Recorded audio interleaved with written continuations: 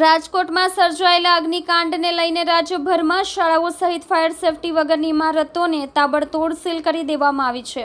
જો કે આજથી નવા શૈક્ષણિક સત્રનો પ્રારંભ થયો છે, ત્યારે વિદ્યાર્થીઓનું એજ્યુકેશન જોખમાય નહીં તેને લઈને ડીઈઓ અને શાળા સંચાલકોએ વચ્ચેનો રસ્તો કાઢ્યો છે, જે અંતર્ગત પરમિશનના ડોક્યુમેન્ટ 2 મહિનામાં જમા કરાવી દેવા ફરજિયાત છે। જો શરતોના ભંગ કરાશે તો ફરીથી સીલ લાગવાની ચીમકી પણ ઉચ્ચારવામાં આવી છે।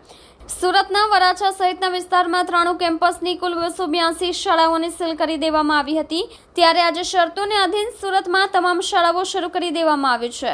પુણે વિસ્તારમાં આવેલી નાલંદા સ્કૂલના કેમ્પસ ડાયરેક્ટર શિવકુમાર મિશ્રાએ કહ્યું કે અમને પરમિશન મળી ગઈ છે। નિયમ પ્રમાણે જે શાળાઓએ 60 દિવસમાં બીયુ પરમિશનના ડોક્યુમેન્ટ જમા કરાવવાની શરતે શાળાઓ ખોલાવવામાં આવી છે। વિદ્યાર્થીઓના ભાવિને ધ્યાનમાં રાખીને શરતોને આધીન શાળાઓ શરૂ કરાવવામાં આવી છે।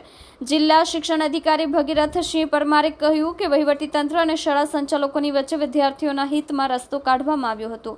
વેકેશન બાદ આજથી બીજા શૈક્ષણિક સત્રની શરૂઆત થઈ છે। ટ્રાફિક પોલીસ અને આરટીઓ દ્વારા પણ સ્કૂલ વાહનોમાં ચેકિંગ હાથ ધરવામાં આવી રહ્યું છે, તો શાળા સંચાલકો પાસેથી બાહેંધરી લઈને શાળા ખોલવામાં આવી છે। ફાયર એનઓસી અને બીયુની પરમિશન નિયત સમયમાં તેઓએ લેવાની રહેશે। સુરત મહાનગરપાલિકા સુડાની સાથે તાલમેલથી શિક્ષણ વિભાગ કામગીરી કરશે। વિદ્યાર્થીઓના હિતને ધ્યાનમાં લઈને અગાઉ શાળાના આચાર્યો, સ્કૂલ વાહન ચાલકો સાથે બેઠક કરવામાં આવી છે। આગની ઘટનામાં કઈ રીતે જીવ બચાવી શકાય તે માટે શાળાઓમાં મોક ડ્રીલ હાથ ધરાશે। સૌથી પહેલાં તો આજથી નવું સત્ર શરૂ થયું છે, તે બદલ ખૂબ શુભેચ્છાઓ વિદ્યાર્થીઓ, વાલીઓ, શિક્ષકો અને આચાર્યો તમામને। ખૂબ સુંદર મજાની કામગીરી થઈ રહી છે અને કડક પણ થઈ રહ્યા છે વહીવટીતંત્ર દ્વારા, અને તમામ પ્રકારના નિયમોનું ફોલોઅપ લઈ શકાય એ માટે અને વિદ્યાર્થીઓનું વર્ષ ન બગડે અથવા તો એનું શિક્ષણ કાર્ય ન બગડે એ માટે થઈ વહીવટીતંત્રએ અનુકૂળતા કરી આપી છે અને થોડો સમય જે આપ્યો છે, થોડા સમયમાં તમામ શાળાઓ પોતાની તમામ સુવિધાઓ ઉત્પન્ન કરી લે, ભૌતિક સુવિધાઓ ઊભી કરી લે તે માટેનું તમામ આયોજન થઈ ચૂક્યું છે। બાળકો માટે સ્કૂલ સેફ્ટી પોલિસી અંતર્ગત અને રોડ સેફ્ટી અંતર્ગત વાહન માટેની તકેદારી લેવા માટેની પણ સૂચનાઓ આપવામાં આવી છે, તેનું તમામનું ચકાસણી કરવામાં આવશે। આ ઉપરાંત વિદ્યાર્થીઓ માટે મોક ડ્રીલ કરવામાં આવશે, જેથી કરીને વિદ્યાર્થીઓ કોઈપણ ઘટના બને કોઈપણ જગ્યાએ તો એમાંથી ઝડપથી બહાર નીકળી શકે। નમસ્કાર મિત્રો, મારું નામ શિવ મિશ્રા છે। હું નાલંદા વિદ્યાલયમાં as academic director of work કરું છું।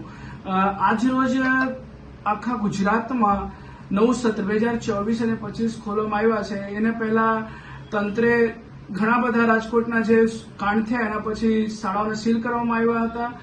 તો આજ રોજ અમારી શાળા ખોલવા માટે સરકારશ્રીને પરવાનગી છે કે 60 દિવસની અંદર જે કાંઈ તમારી ખૂટતું પત્રકો છે એ અમને આપજો।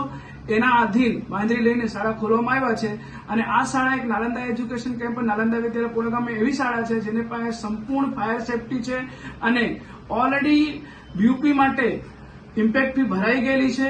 ઓકે, એ ઇમ્પેક્ટ ફીને આધીન અમને બાંધરી લઈને શાળા ખોલવામાં આવ્યા છે।